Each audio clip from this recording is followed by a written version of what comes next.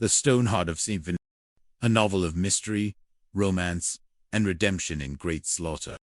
Chapter 1. The Echo of 500 Years.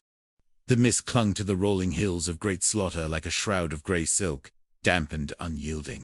It was a morning that felt heavy with the weight of centuries. The kind of Cotswold dawn where the line between the earth and the sky blurred into a singular, melancholic silver.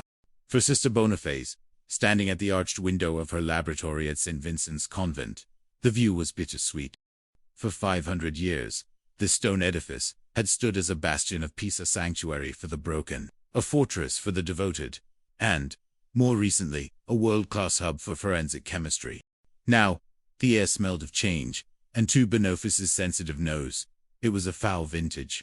It smelled of the cold, metallic ink on legal contracts, and the acrid diesel fumes of a progress that didn't care for prayer. 500 years, she whispered, her breath fogging the ancient glass. Enduring perennial, this be the time of our quincentennial, and yet it feels like an ending. She wasn't just reciting history, she was reciting a eulogy. The convent, the only home she had known for decades, was being sold.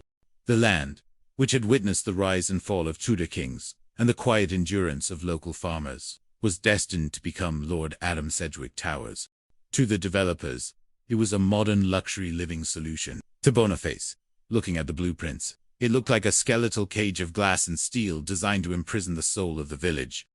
In the courtyard below, the rehearsals for the pageant were underway, providing a chaotic soundtrack to her morning. Miss Thimble, the town's most anxious music teacher, was waving her baton with a frantic energy that suggested she was trying to ward off evil spirits, rather than conduct a choir. No, no, no, no, Dottie. The voice of Sister Peter boomed from the makeshift stage, echoing off the limestone walls. Music needs to flow around my words like a river, not a flood. Dottie, do remember, your cue is the Reverend Mother symbolically handing over the key. It's a moment of dignity, not a race to the finish line. So sorry, Dottie squeaked from behind the piano, clutching her sheet music as if it were a life raft. I was worried I'd miss the dramatic pause.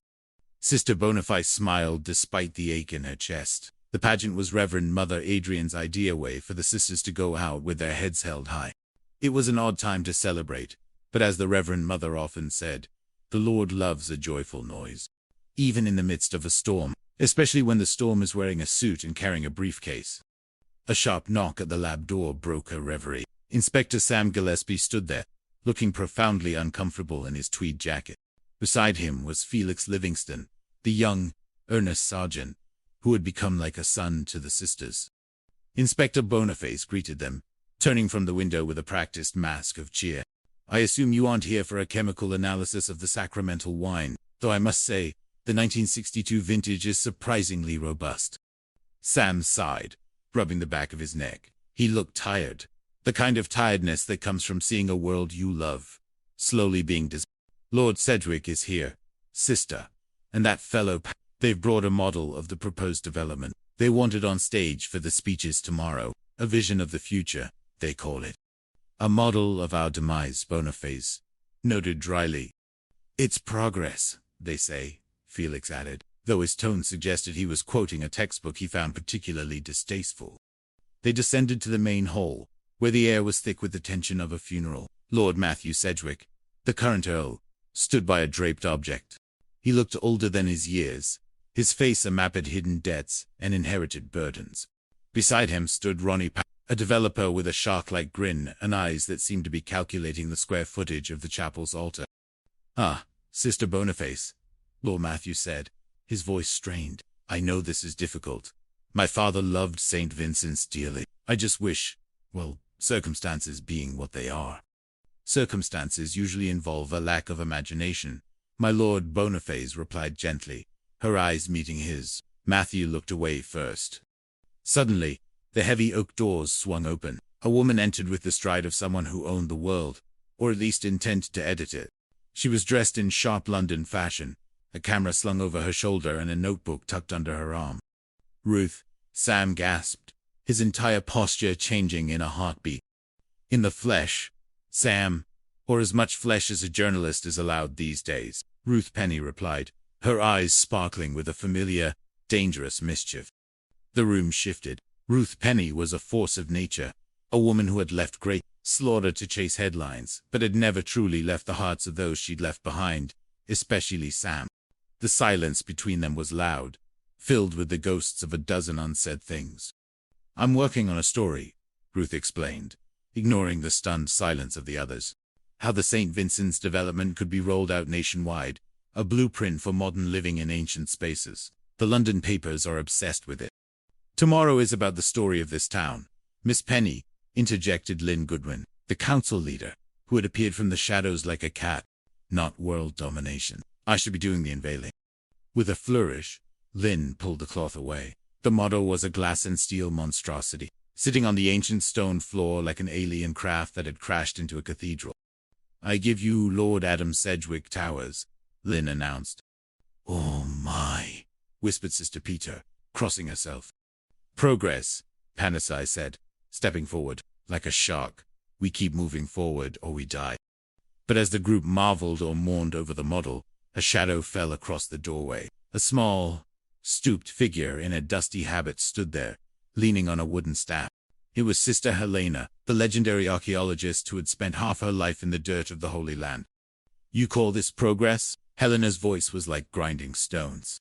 "You are building on foundations you do not understand. You play with the surface of things, while the truth remains buried beneath your feet." Chapter 2: The Secret in the Stone. The arrival of Sister Helena changed the atmosphere of the convent instantly. She was a woman of formidable intellect and even more formidable silence. While the other sisters were busy packing linens and prayer books, Helena was seen wandering the chapel with a magnifying glass and a notebook, her lips moving in silent prayer or, perhaps, a secret calculation. Sister Boniface found her later that afternoon in the north transept, staring at a bronze plaque dedicated to the late Earl. Sister Helena Boniface said softly, "I've read all your papers. Egypt, Morchu, your work in Ephesus was extraordinary. You found the hidden aqueduct when everyone else said there was only dust." Helena turned, her eyes sharp behind thick lenses. "All right, that's enough, Boniface. Your forensic deductions. You have an eye for the small things that God hides in plain sight. Most people look at the world and see a forest. You and I, we see the veins in the leaves." "Golly," Boniface blushed. "But why are you here now? You examined this chapel years ago." Helena leaned in, her voice a conspiratorial whisper that smelled of old parchment and mint. "The Lord works in mysterious ways." "Sister, did I miss something then? Perhaps. Or perhaps it wasn't time for it to be found. But now, with the wolves at the gate, we shall speak further at dinner. There is a weight in this stone, Boniface, a weight that needs to be lifted." But dinner would never come for Sister Helena. The evening was a blur of activity. The town was buzzing with the news of the sale. At the local pub, the Stag and Hound, the talk was divided. Some welcomed the new jobs the development promised, while others felt the soul of Great Slaughter was being sold for 30 pieces of silver. In the dark room of the convent, Peggy, the young civilian assistant at the police station, was helping Sister Boniface develop some archival photos. Peggy looked up, her hands stained with developer fluid. "I'm going to miss this, Sister," Peggy said. "The cases, the mysteries, the way you always see the truth when everyone else is just looking at the clutter."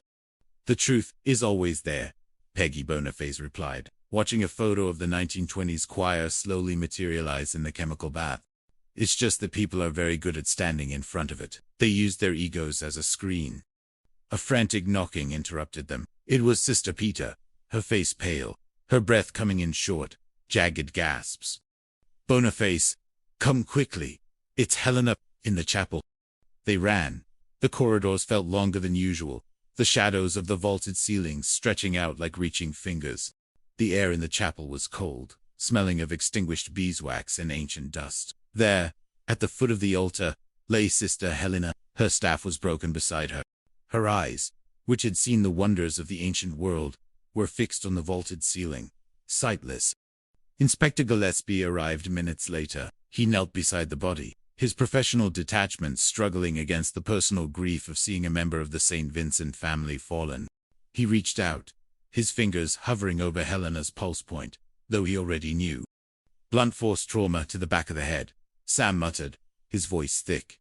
"She never saw it coming. Ambushed in the house of the Lord,